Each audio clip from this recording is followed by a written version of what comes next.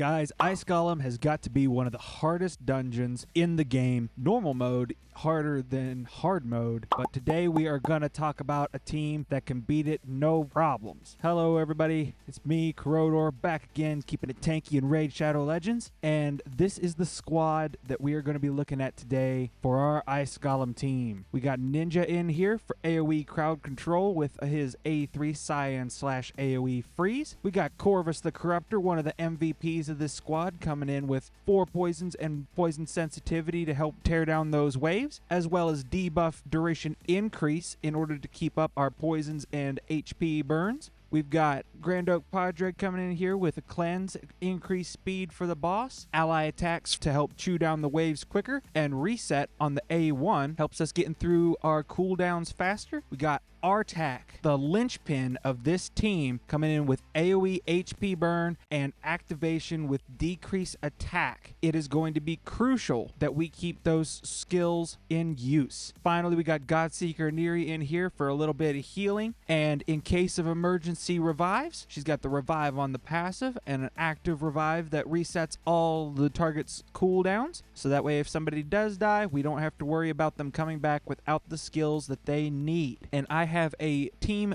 preset build in order to optimize the usage of our cooldowns in order to go through the boss as quickly as possible. We don't have anything set for Padre during the waves. We want him using everything that he's got as quickly as possible in order to tear them down. And then on the bosses round, we have ally attack turned completely off because the boss will trigger a special counterattack that does a lot of damage if your champions directly damage him with their skills past a certain HP threshold. The key to Ice Golem is damage through debuffs. That's what makes this team so special. Godseeker, we have no preset whatsoever. She's just there for healing and emergency revive, so we don't care what she does. She will not do enough damage to trigger the boss's counterattacks, so we aren't worried about her at all. With Artak, we have him set up in such a way that he will not use his A3 or his A2 on the waves unless it is at the very beginning, because we want to make sure that this HP burn skill and this activation skill are nice and ready for when we get to the boss, where we will be prioritizing the HP burn placement followed by the activation. Those HP burns and the damage brought in from them will be the key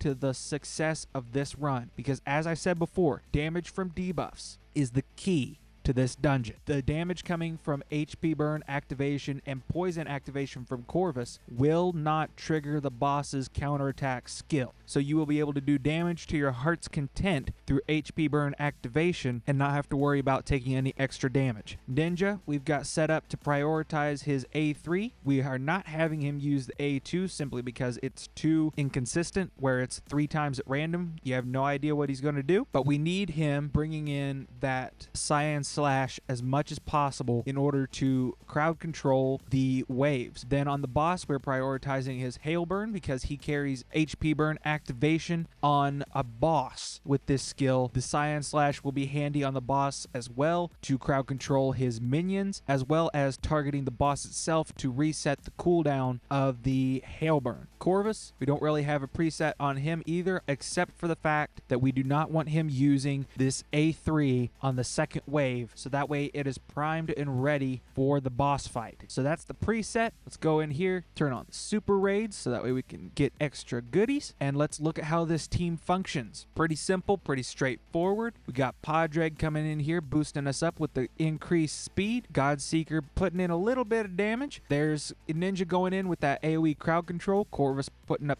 poisons, Artak coming in with the burns, Padre is going to bring in his ally attack to chew through single target enemies as quickly as possible. And yeah, we're just going to take these guys out one at a time. Corvus going to keep debuff duration up with that A2. Artak doing major damage with that HP burn activation. Love to see it. So yeah, that's really the strategy on the waves. Now, like we had it set up in the preset, Padre will not use his ally attack on this boss because we do not want to be doing any more damage than we have to to avoid triggering the boss's counterattacks. That counterattack will also do additional damage for each of these minions he has alive. Hopefully, we don't see that counterattack skill a single time this run, and there it is with both minions. See, all that damage could be prevented by avoiding doing too much direct damage to the boss. And that's why killing the minions as quickly as possible is so important. That's what Godseeker Iniri is here for, in order to pick us back up after those big hits. Got Artak still coming in with those burns. Godseeker keeping us alive. Oh, nice. Got some nice reset there from Padraig. The other nice thing about Corvus being in this team is he's going to keep up that decrease attack very consistently because he has decrease attack on his A1. Ninja going in, getting that cooldown reset on his A2. Now you notice we got another counterattack proc, and that brought those minions back. But we don't have to worry about that too much, hopefully, because the boss is looking really unhealthy. See, that's another instance on why Godseeker is in this team. But there you go, guys. The boss went down.